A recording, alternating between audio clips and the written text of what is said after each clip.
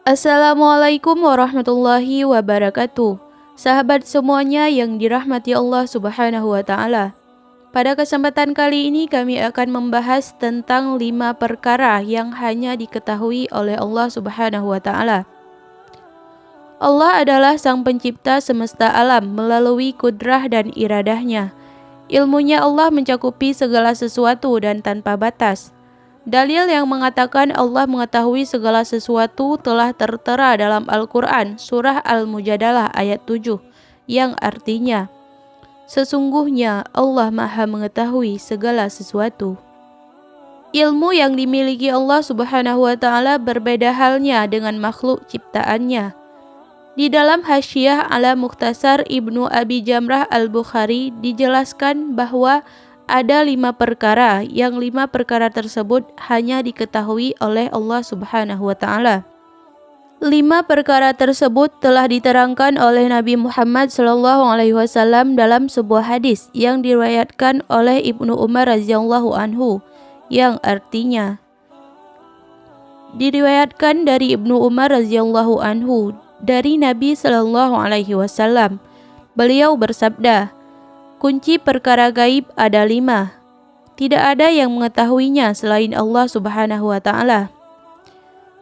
Tidak seorang pun yang mengetahui apa yang ada di dalam rahim seorang wanita. Tidak seorang pun yang mengetahui apa yang akan terjadi esok hari. Tidak seorang pun yang mengetahui kapan hujan akan turun. Tidak seorang pun yang mengetahui di bumi mana dia akan mati. Dan tidak seorang pun yang mengetahui kapan terjadinya kiamat. Dari hadis di atas dapat kita ambil sebuah kesimpulan bahwa ada 5 perkara yang hanya Allah sajalah yang dapat mengetahuinya. Yang pertama, kandungan yang ada di dalam rahim perempuan.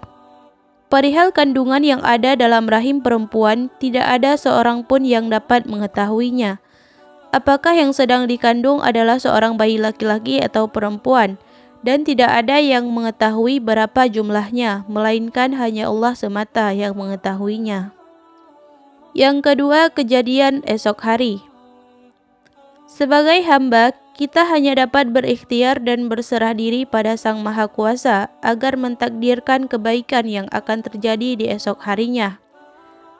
Karena tidak ada satu makhluk pun yang mengetahui kejadian yang akan terjadi di esok harinya, apakah berupa kebaikan atau keburukan yang akan menimpanya. Yang ketiga, waktu turunnya hujan. Seorang ilmuwan atau sebuah lembaga meteorologi, klimatologi, dan geofisika atau BMKG hanya dapat memprediksi turun hujan dari langit ke bumi, namun tidak bisa memastikannya. Sedangkan yang mengetahui secara hakiki kapan turunnya hujan hanyalah Allah semata. Yang keempat, datangnya kematian. Kematian adalah hal yang pasti yang akan dialami oleh setiap makhluk yang bernyawa.